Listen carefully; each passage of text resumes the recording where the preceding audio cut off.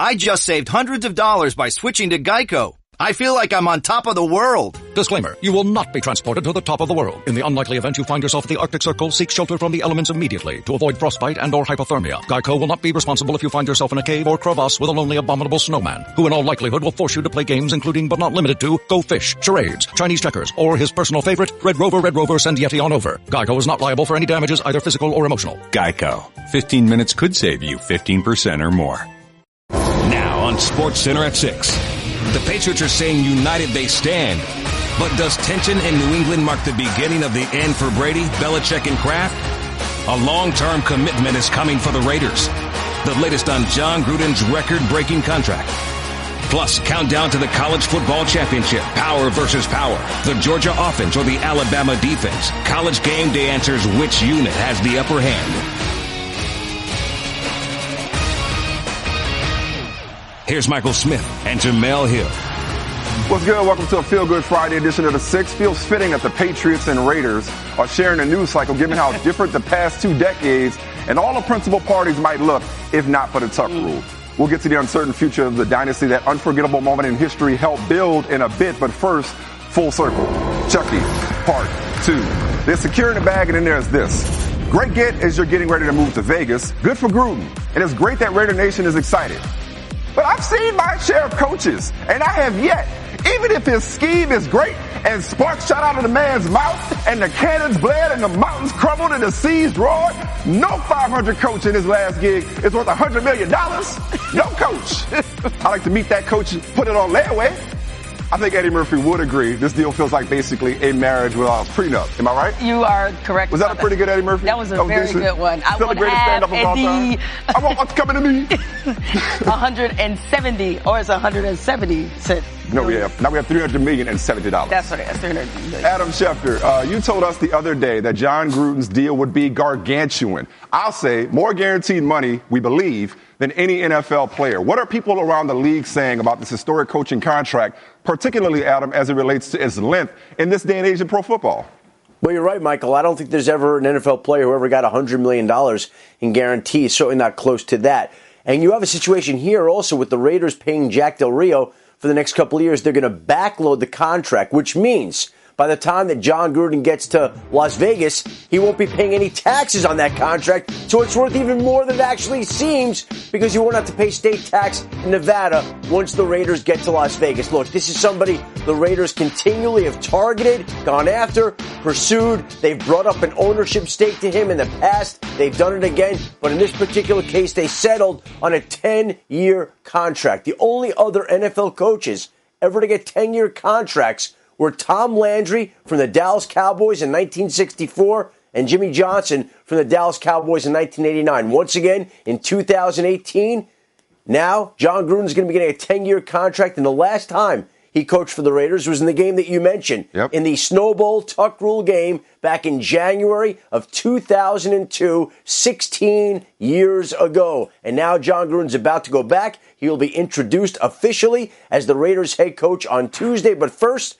there's the matter of being the color commentator for Saturday's ABC, ESPN playoff game, Titans at Chiefs, which will be his final broadcast for ESPN. Yeah, division rival Kansas City Chiefs. Yeah, Foxborough Stadium. I still remember shoveling my car out that night from that blizzard. And just to be clear, obviously no player's ever gotten $100 million. The reason I said we believe, so he's getting every dime of this. This is not one of those player contracts where it's like it's reported as $100 million, but it's got a little language or whatever to it. This is $100 million straight up backloaded so that he benefits from no taxes in Vegas, is what you're telling us. And Michael, listen, in the NFL, coaching contracts are guaranteed. Like NBA players' contracts are guaranteed, like baseball players' contracts are guaranteed. This is like an Alex Rodriguez type deal for Jon Gruden going into coaching for the team that he wanted to go back to. And the idea of the 10-year deal here was to make sure that he could retire one day as the Oakland Raiders head coach. That's the mindset of both sides as they enter into this agreement that Jon Gruden finishes up coaching with the team that obviously he helped make a name for when he coached there from 1998 to 2001 before Al Davis traded him to Tampa. And that's why I say this is no prenup. He ain't walking away from it, and they ain't eating that money. Thank you, man. Appreciate it. Thank you, Michael. All right, now to the other big NFL story of the day. The Patriots were supposed to be immune to controversy, but as Seth Wickersham reports, there is a storm brewing between Tom Brady, Bill Belichick, and Bob Kraft. Here's the Cliff Notes version of what Wickersham reported. The Globe reporting Tom Brady's trainer, Alex Guerrero, has had various team privileges stripped. Basically, he's not on the charter anymore, not on the sideline anymore. There have been rumors of friction between Guerrero and the team for a couple of years. So why is this happening now? After more than a dozen interviews with New England Patriots staffers, players, and executives with knowledge of the team's inner workings, it's become clear that tensions between Tom Brady and Bill Belichick are threatening to fracture the Patriots dynasty. One trigger for these tensions, Brady's trainer and business partner, Alex Guerrero. I'm so fortunate to have him, not only as a friend, but everything that we've been able to do together. And Alex has been a huge, huge reason why, I'm still playing. As his access increased at Patriots headquarters in recent years, Guerrero and his TB12 alternative treatments have been a growing source of friction. Many players, especially newer ones, felt pressure to take part in TB12. It boiled over this fall when Belichick heard players asking themselves and each other, do we risk alienating the NFL's most powerful coach or risk alienating the NFL's most powerful quarterback? In December, the Boston Globe reported that Belichick had limited Guerrero's previously unfettered access, saying that Guerrero wasn't a team employee. But he allowed Guerrero to continue working with players who sought him out. How did you react when Bill told you that he was going to do that?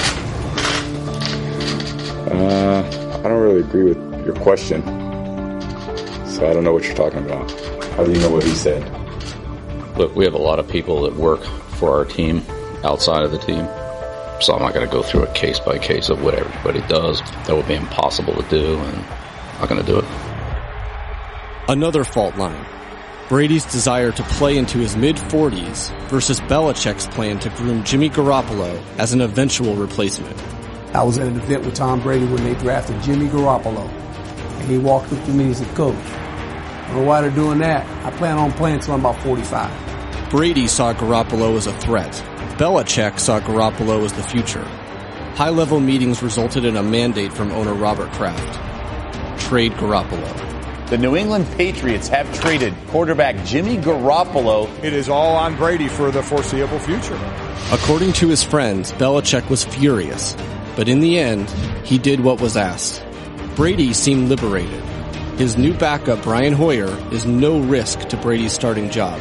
As one team staffer said of Brady, he won.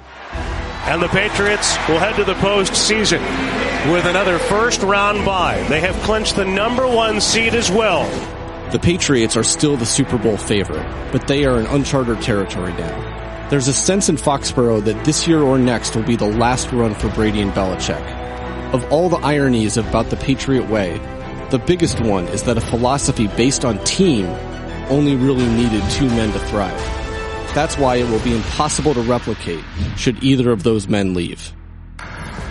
Here is how the Patriots responded. Robert Kraft, Bill Belichick, and Tom Brady to Seth's story. For the past 18 years, the three of us have enjoyed a very good and productive working relationship. In recent days, there have been multiple media reports that have speculated theories that are unsubstantiated, highly exaggerated, or flat out inaccurate. The three of us share a common goal. We look forward to the enormous challenge of competing in the postseason and the opportunity to work together in the future, just as we have for the past 18 years. It is unfortunate that there is even a need for us to respond to these fallacies. As our actions have shown, we stand united. Dun, dun, dun. Seth Wickersham, certainly lots to unpack here. One thing I'm not quite clear on. So this meeting between Belichick and Robert Kraft that, as you reported, Belichick left upset, in a word, correct? About having to trade Jimmy Garoppolo, whether it was a mandate, a suggestion, an agreement, whatever. I always look at relationships and arrangements in terms of alternatives. If Belichick were upset, then what was his plan? Did he want to keep Garoppolo with the intention of tagging him and then trade him? Would he have cut Tom Brady at the end of this season and committed to Jimmy Garoppolo? We knew one had to go sooner or later. So if Belichick, according to your report, had gotten his way and not traded Garoppolo before the deadline for a second-round pick to the Niners, what would the long-term plan have been? Do you know? I don't know. I do know that when it happened, it went against everything the Patriots had been planning long-term, and everybody in the building was shocked because Bill had told people that Garoppolo wasn't going to be traded. And when you think about it for a second, it raises so many questions. Why does the NFL's most shrewd and smartest long-term strategist trade 2 quarterbacks in a 2-month span when your starter was 40 years old and appearing on the injury report every week? Do they think they could just replace him in the draft? No, Maybe? I think that they were very invested in him. Yeah. And I think that when Jacoby Brissett in September was traded to the Colts, I think that it made them more invested in him. And they wanted to sign him to, an Osweiler type of deal. And, I think that a lot of factors were at play. Garoppolo and Brady sharing an agent. The fact that Garoppolo didn't want to play there, which, that's his prerogative. But there you go.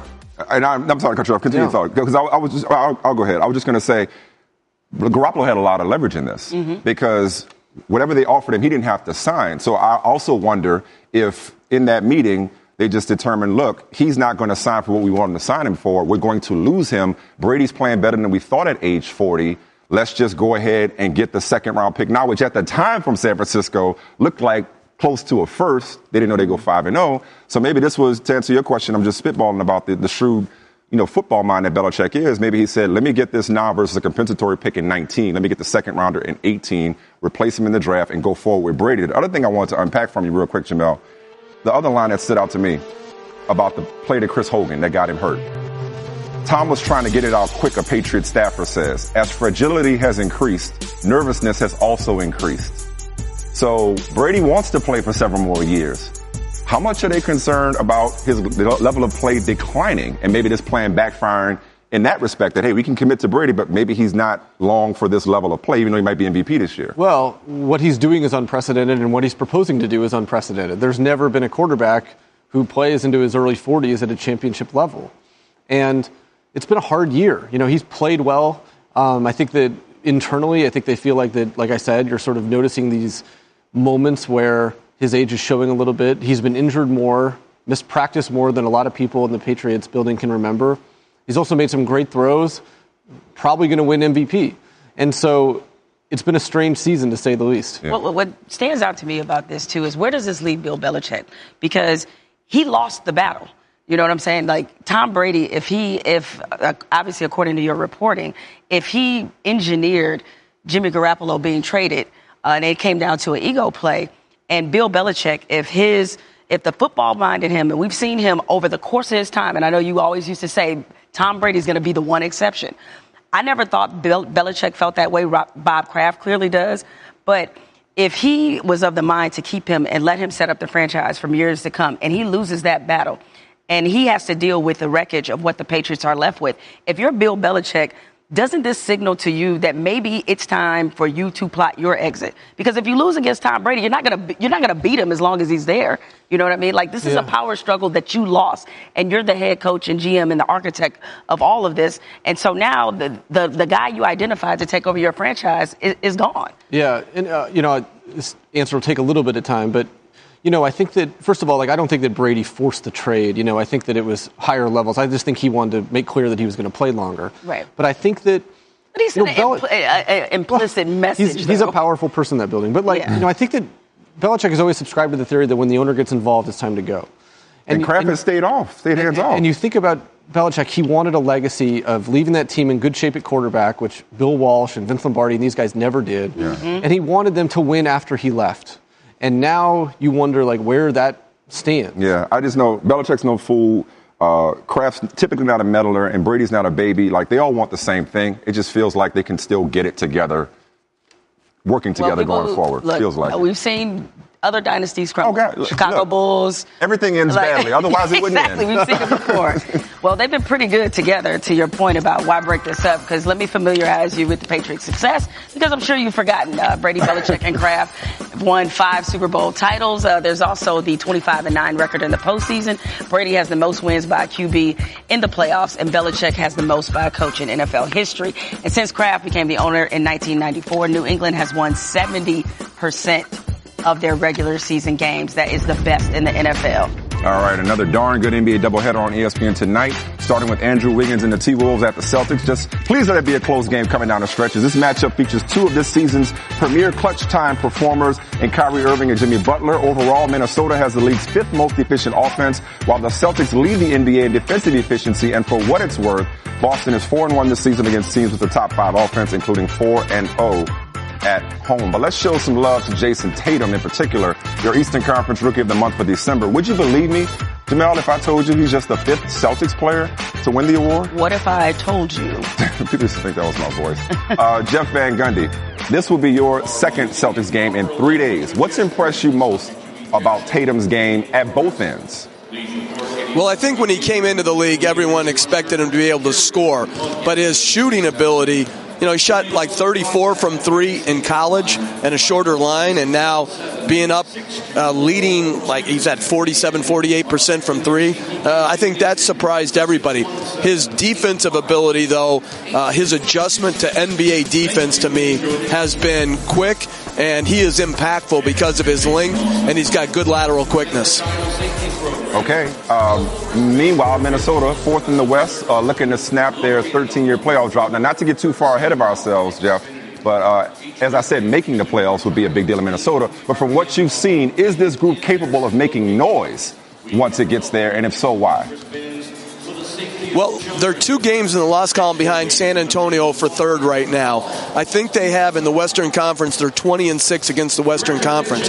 So they've played well against the competition that they're going to face in the playoffs. They can score at an extremely high level. Jimmy Butler is playing MVP type of basketball. And so I think offensively, their game will translate into the playoffs. I think the concern is defensively, can they hold up in the playoffs? I think they have a lot of steps still to make defensively. Towns and Wiggins have got to catch up defensively if this team is to get to a Western Conference final. It's going to be a challenge because you've got elite teams in both Golden State and in Houston, but Minnesota has very good offensive players, and they play very, very well together. All right, Jeff Van Gundy, look forward to hearing from you at the top of the hour. For Timberwolves at Celtics. By the way, I just want to say this. If you have dissension and you're 13-3, all power to you. You know what I'm saying? That's not dysfunctional. Alabama knows. Yes, they do. So does first Georgia. world problems. We'll talk about college football championship in a second. Georgia, Alabama, what does that sound like for a national championship? SC6. Save it against Smart. I'm sure it'll be a great football game. Big bad Bama. They look angry. They're just ferocious at the line of scrimmage. Georgia gets to go home to Atlanta. Georgia had to spend everything. It's also going to be chaotic and crazy in their home state. Batman versus Superman. We the one they talking about. We the one. We the one. We the one they talking about. We the one. We the one they talking about. Now we got to focus on trying to finish. 2 SEC teams going at it. I'm ready to get after it. Let's see who wins it all. It'll be fun. All right, the 6 at 6 rolls on. Coming up, Jeff Goodman checks in from Lithuania to tell us how LaMelo and LiAngelo Ball fared at their first practice. But first, let's get to this title game because I'm hyped. And there you see Georgia speeding on the I'm about to say that's kind of fast. Yeah. Slow down. They probably in the fast. And they got a police escort. Okay. They got an escort, so they'll get there on time because you know how that Atlanta traffic can certainly be. But should be an exciting one. And I know a lot of people will be thrilled at this game, including our very own Maria Taylor, who joins us now here on the 6. Maria, you just got back from Georgia's practice. We've heard this stat 1,000 times, so let's hear it again for the 1,001st time. Nick Saban is 11-0 against former assistants in head coaching matchups. What makes Kirby Smart think that he won't be the 12th former assistant to take an L against his old boss? Well, I think what I've learned after visiting practice is that Kirby Smart has put in place Nick Saban's architect, and that means you keep everything the same. So this entire week, after they landed from Pasadena, they went right into weights because that is a normal week for them. They're pretending like today is Wednesday. So they have one more practice, and they plan on returning back to Athens after spending media day here in Atlanta tomorrow morning. So Kirby Smart using a little bit of that home field advantage, only 70 miles away is their indoor facility, and he wants to keep things the same as much as possible. We are right outside or inside of the Hyatt Regency Atlanta, where Georgia's expected to pull up any moment now. And Kirby Smart says that he just wants his guys to be watching film when they're on the bus and recover as much as they can while they're in the hotel room, Jamel. All right, well, thanks a lot for that report, Maria. And I know as a Georgia grad, look, your turn up better be extra real if Georgia wins this national title, right?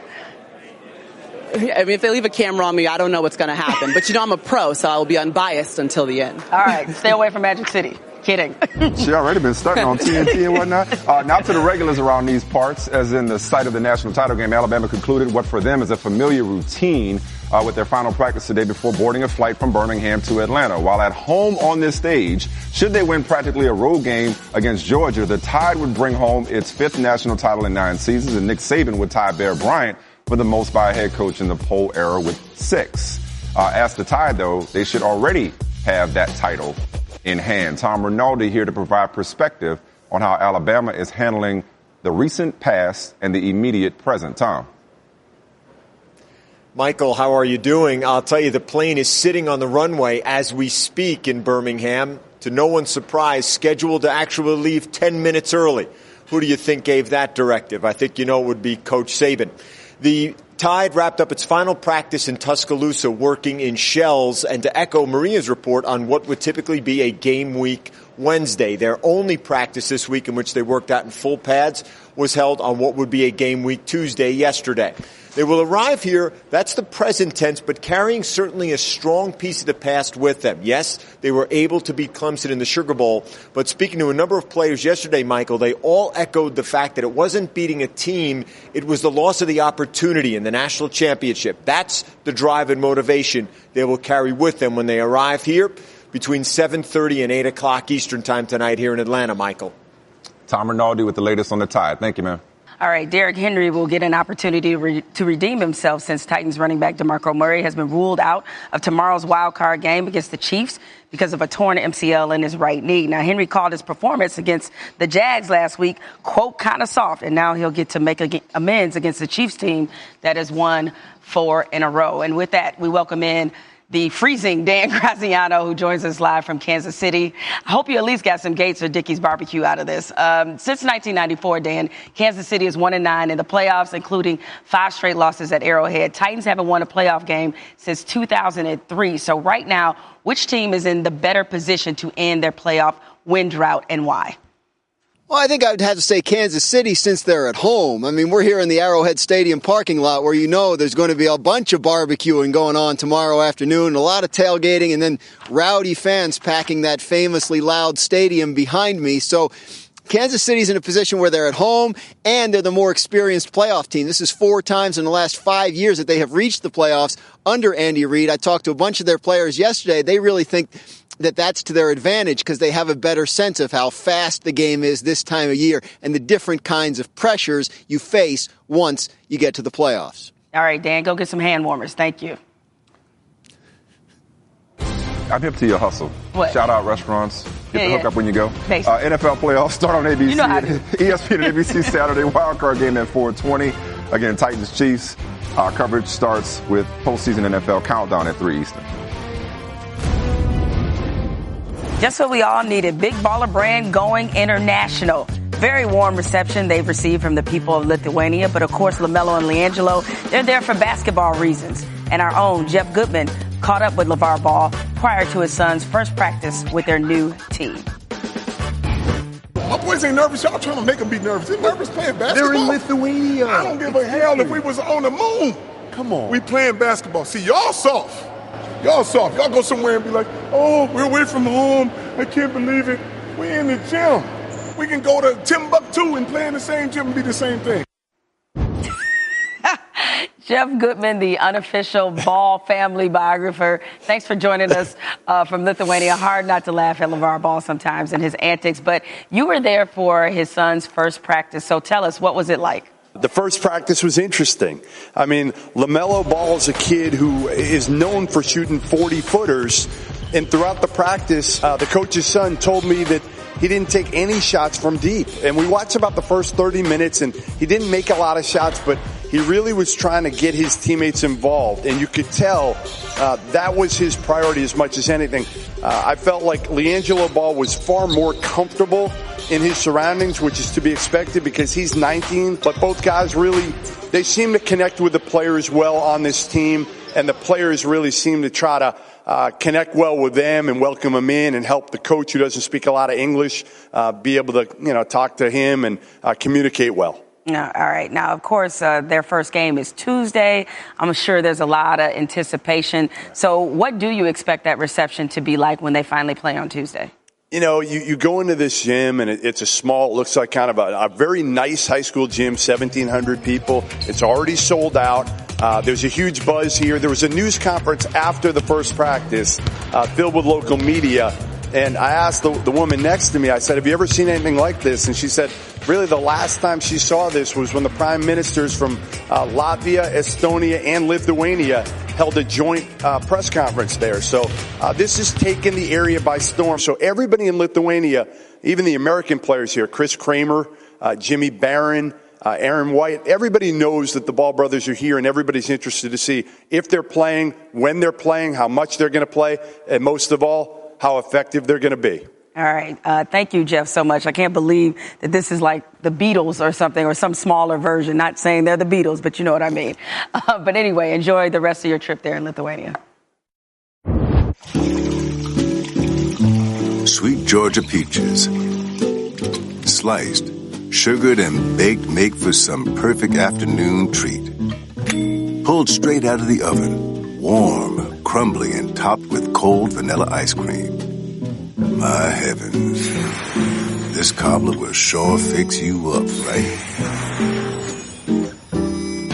As delicious as the peach cobbler is, the sweetest treat will come on Monday night when Alabama and Georgia square off for the national championship. Welcome back to Sports Center from Atlanta. Our position is in Centennial Olympic Park, just across the street from that big Ferris wheel. Sports Center on the road is confidently presented by Rocket Mortgage from Quicken Loans. The Crimson Tide and Georgia both with short trips. Georgia making the 70-mile or so trip from Athens into Atlanta, arriving at the Hyatt Regency. About 6:31, they will spend the night here, have media day tomorrow, which is the last opportunity to hear from the players. Then Georgia's going back to Athens, practice in their home facility, be able to sleep in their own beds for another night. About 6:10 Eastern Time, 5:10 in Birmingham, the Crimson Tide buses rolled into the airport. We are expecting them to land in Atlanta just after 7 o'clock Eastern Time as the Tide makes it to the national championship game for the third consecutive year. And certainly there is some buzz and anticipation in the city of Atlanta as the Dogs are playing for a national championship for the first time in 37 years. Haven't played for one in 35. They won it 37 years ago behind Herschel Walker. If they're going to do so again this year and knock off Alabama, they're going to have to be effective in their running game, and it's something that Georgia has done extraordinarily well. The Dogs, particularly outside the tackles, averaging 7 yards per carry. That's fourth best among Power 5 teams, yet no team stops opponents from getting outside better than Alabama, allowing just 3.5 yards per rush. Big discrepancy in a lot of the Georgia rushing statistics in any way you want to break down the Alabama rush defense. Joey Galloway and Booger McFarland joining me now.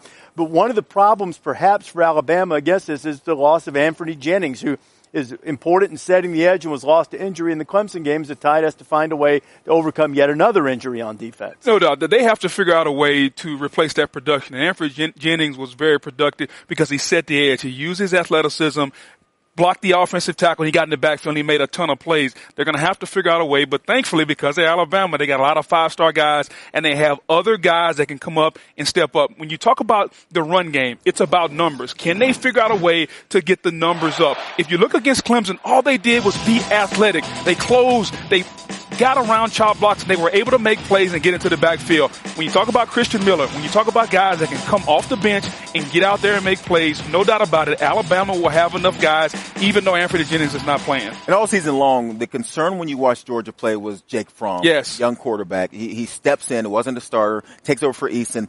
Could they develop this young quarterback? And he wasn't throwing the ball a lot. Yeah. And so you're saying, okay, how can this guy get ready to play and become a quarterback that can carry your team if he's going through games throwing the ball 14 times.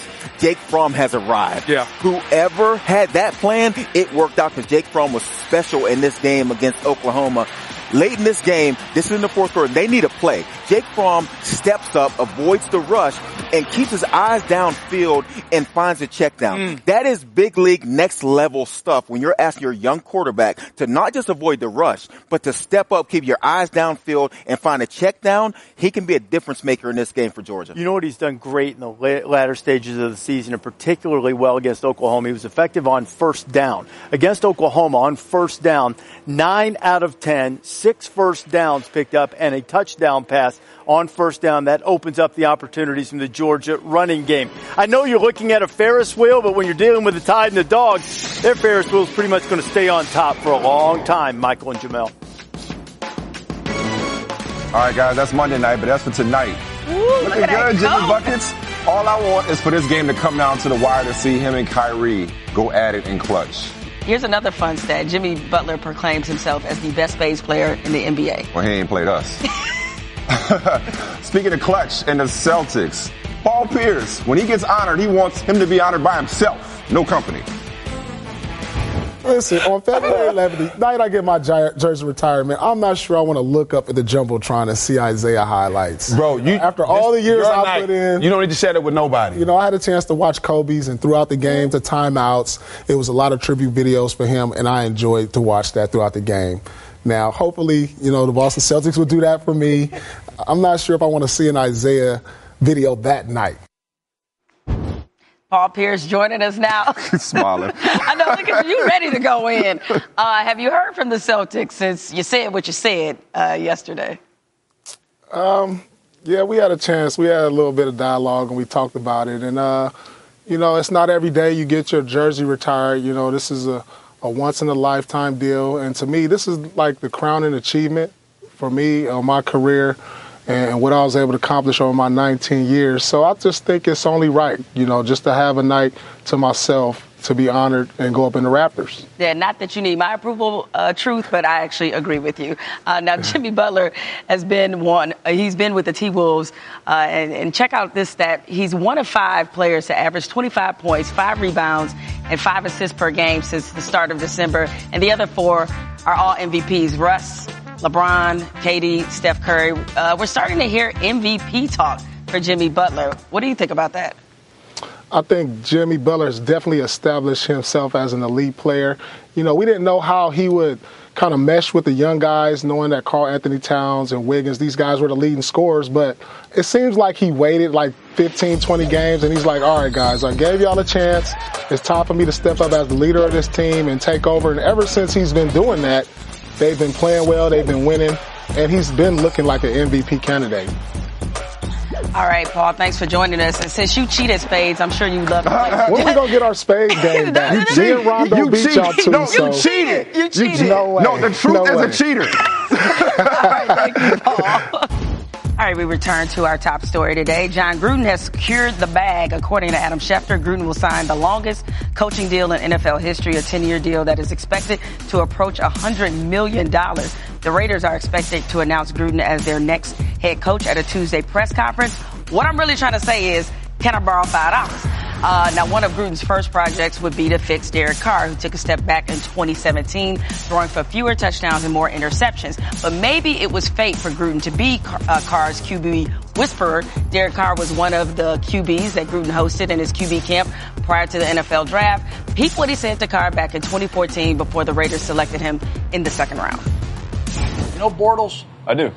I got to know him at the combine a little bit. I'm studying him. He's a junior. He's a big guy. Kind of reminds me of Roethlisberger and Bridgewater. You know Teddy? Yep, got to know him as well. He's another junior coming out early. Does a lot of good things. Very productive. Johnny Football. You know him? Yes, sir.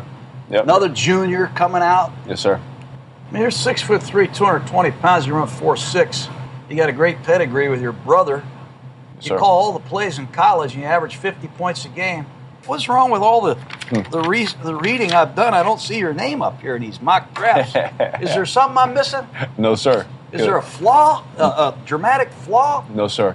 there's two different kinds of perceptions of me. There's one in the media, and then there's one that matters. There's the ones that I'm getting from the coaches, the GMs. That kind of perception is a lot different than the one you hear on TV. So we'll find out on draft day.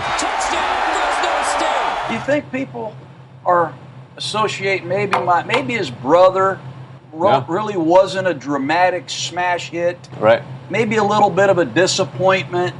Played at Fresno, just like Derek. Same. Right. We'll get him a little later. You think maybe there's some of that? Maybe, but, we'll change that perception, real quick. One thing you're going to get with me is you're going to get a fifth-year guy who's mature. You're going to get a guy who can lead through adversity. Do it for each other. Do not do one thing out there alone. You ain't out there alone. You can't go out there and be soft. What impresses me the most about Carr is the way he throws the ball and the way he passes it with accuracy, touch, timing. He can throw the rock. So you're going to have two balls. I'm going to have you hit that target, 18 yards deep, right down the inside edge of the pro numbers. Yep. Then you hit that one. Well, there's a lot of talk out there about the big three in this draft. Bridgewater, Bortles, Manziel, for good reason. Not a lot of people talking about the fifth-year senior Derek Carr out of Fresno. I don't understand it. Jesus Christ, man, that's really good. I think he has as good an arm talent as I've seen in the last couple of years. I'll bet you $100 you can't hit that target again. Go. He's got 6'3" size, 220 pounds, runs just over 4.6. Incredible production. Who is this guy? It's so crazy. I'm not concerned about him going in the first round. I think you could make a case for him going number 1 overall. He's got that kind of arm talent. It's rare. All right, now tonight at midnight on SportsCenter, I'm sure they'll be talking about that. Jon Gruden, that is, also breaking down the national title game and the Cavs Celtics. This is like 2 seconds, I want to say. Sharks Maple leaves. Okay. Joe Thornton got into it. Lost his beard. When Nazem Kadri lost a little bit of, not the whole beard. That'd be impressive. Just a little bit of the beard, which ended up getting recovered. One way to shave, I guess. No. Sort of. No. Way to cut down the hair. And like a good hockey fight, especially when there's facial hair. So quick, too.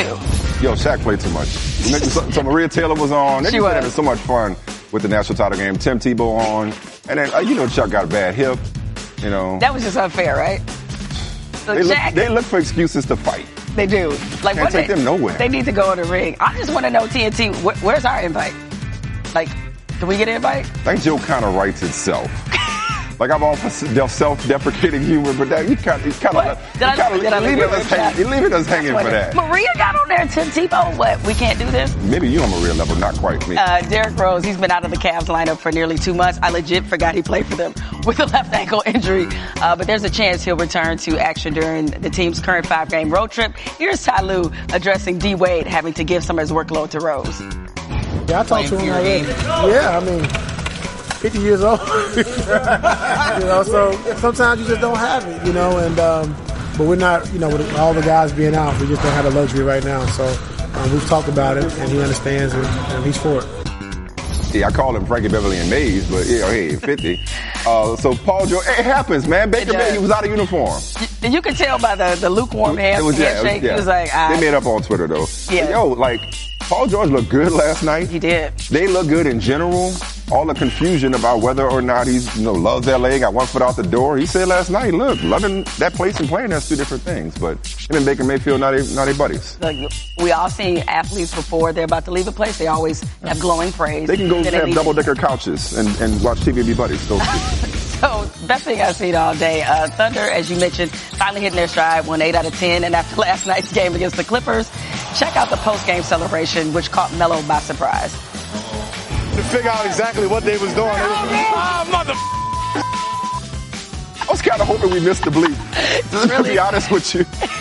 Anybody, if you watch Carmelo, he cusses every rebound. Did y'all hear him when he grabs the rebound? I do. Okay, so he got no regard for the TV mics. No judgment here on my part, by the way. Shouldn't be. People who live in glass houses do not throw bricks. That is it for us on the 6th. Also it, unfortunately, for Shree Raman, one of our favorite staffers here, his last day. Shree, thank you for everything. And most importantly, go Cubs. That's his team, right? All right. That's it for us. Bye. Celtics Timberwolves. Get out. Is next. Once again. Bye. my God.